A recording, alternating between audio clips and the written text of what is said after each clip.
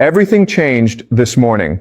If yesterday we were still debating whether Donald Trump would dare to send troops for another round of strikes against Iran, then by this morning that entire conversation has become completely irrelevant, because the ground shifted beneath it overnight in a way that nobody in mainstream media is explaining correctly.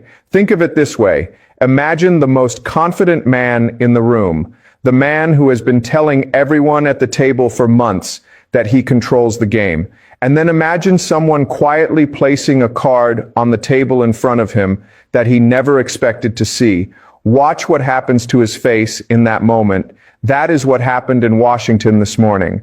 Iran, the country that Western media has been describing for years as poor, exhausted, strangled by sanctions, barely surviving on economic oxygen, has officially confirmed what American and Western intelligence agencies have spent years insisting was impossible. Iran is in possession of nuclear warheads, not a nuclear program, not uranium enrichment at elevated percentages, complete assembled nuclear warheads capable of being mounted on ballistic missiles.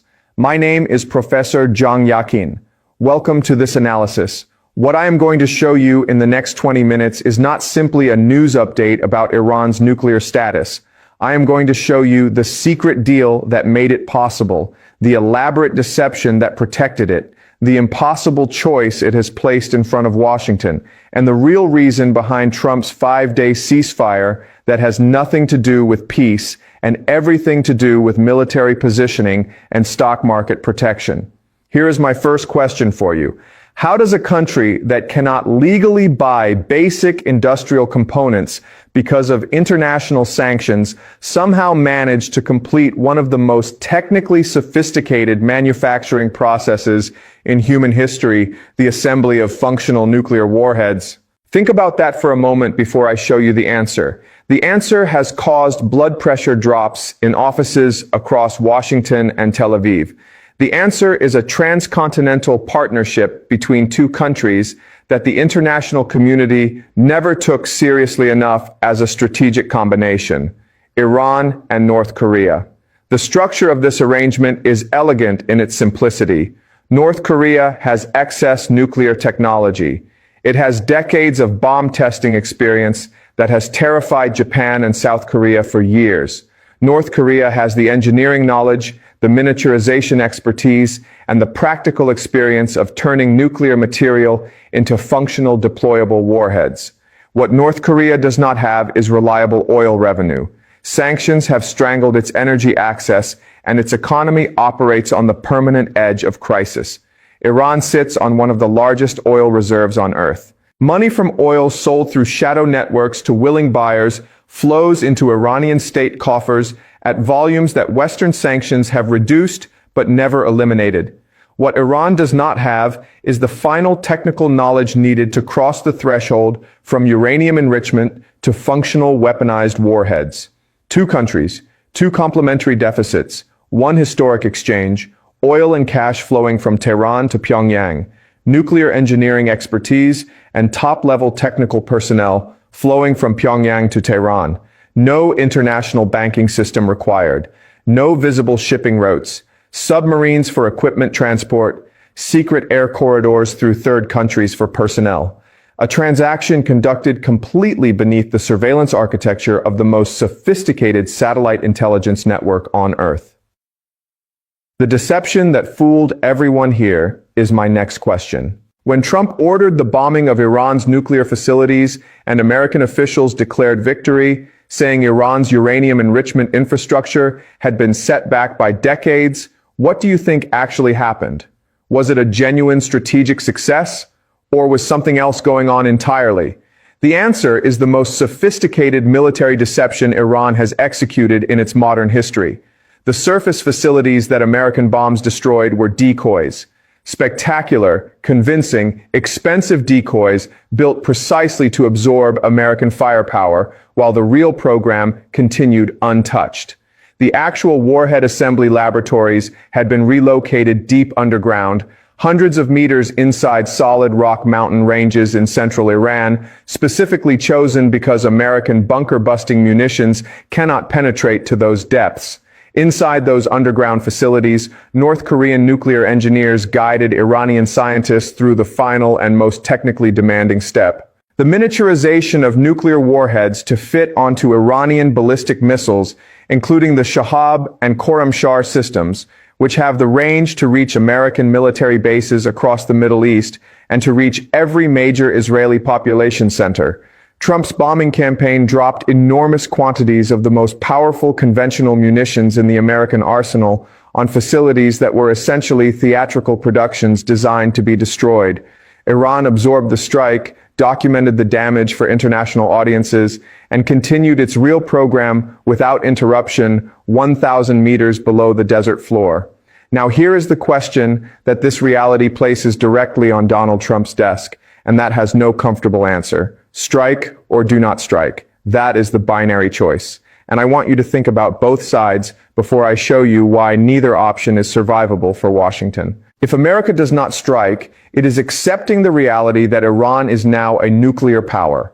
America's entire regional deterrence architecture was built on the assumption that a nuclear Iran was an unacceptable outcome that Washington would prevent at any cost. If America now accepts a nuclear Iran without a decisive military response, the credibility of every American security guarantee in the Middle East collapses.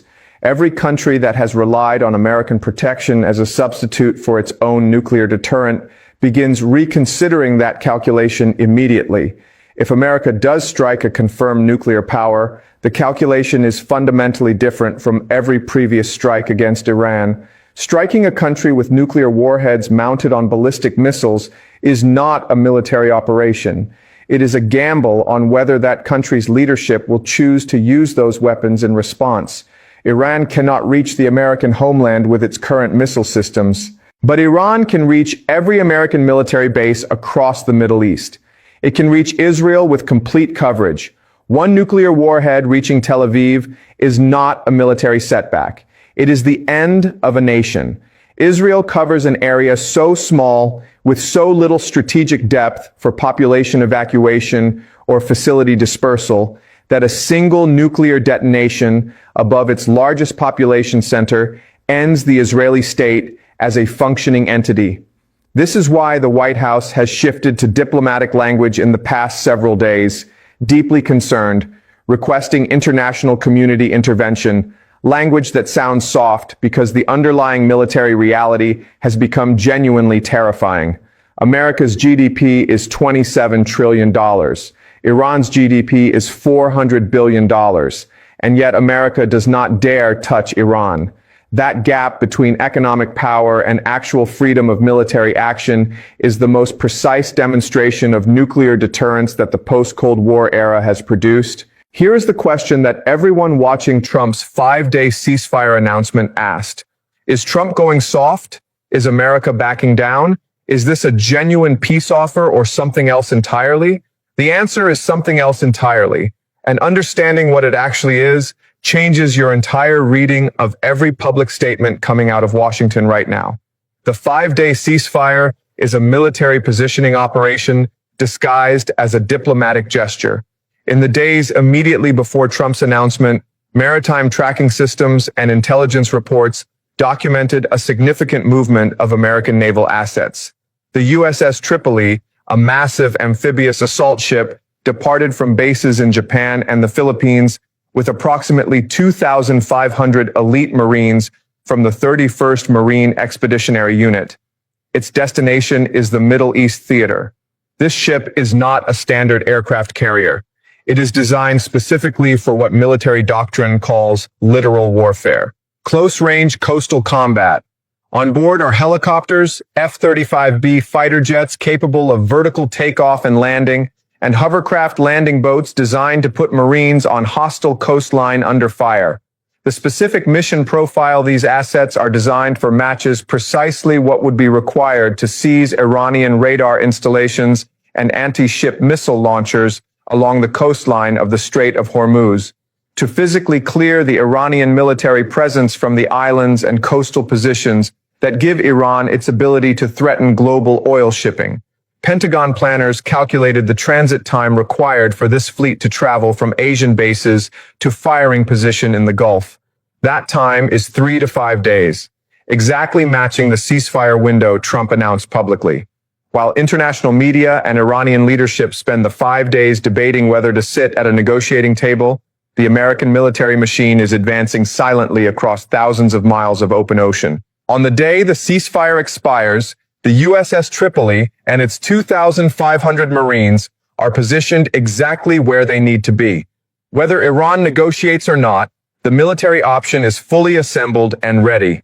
Here is the final question I want you to consider. Why would the most transactional president in modern American political history care about a 5-day window specifically? Why not 4 days? Why not 7? What is special about 5 days ending on a Friday? The answer connects directly to the stock market and to the savings accounts of every American who has investments tied to market performance. Trump is a president who measures success in stock market performance. When the Dow Jones and Nasdaq are rising, America is winning. When they are falling, his political standing erodes with them. From the moment military operations intensified in the Persian Gulf, American financial markets reacted badly. Massive equity sell-offs, treasury bond yields rising sharply, oil prices jumping to $110 per barrel. Rising bond yields increase borrowing costs across the entire economy. Home loan installments become more expensive. Business credit becomes more expensive. Consumer spending contracts. The Federal Reserve, which was positioned to cut interest rates, suddenly faces inflation pressure that prevents rate cuts and potentially requires rate increases. Trump calculated a precise equation. Continued immediate military strikes keeping oil at $110 combined with Treasury yields above 5% would damage the American economy faster than it would damage Iran. The American public would connect the economic pain to the military campaign, and the political consequences would arrive before any military victory. The 5-day ceasefire announcement immediately cooled oil prices from $109 to $97 per barrel. Bond yields eased. The stock market received breathing room to recover. Trump spent one public sentence and protected trillions of dollars of American financial market value overnight. And the Friday deadline is not coincidental. When the ceasefire expires on Friday afternoon, the American stock market has closed for the weekend. If negotiations produce a result, the market opens green on Monday morning and Trump claims diplomatic victory. If negotiations fail, military operations resume on Saturday and Sunday when markets are closed. By the time markets reopen Monday, the initial military action is complete. The shock of escalation has been absorbed over the weekend, and the opening price reflects a new equilibrium rather than a panic sell-off during live trading hours. Now here is the question that this reality places directly on Donald Trump's desk, and that has no comfortable answer. Strike or do not strike. That is the binary choice. And I want you to think about both sides before I show you why neither option is survivable for Washington.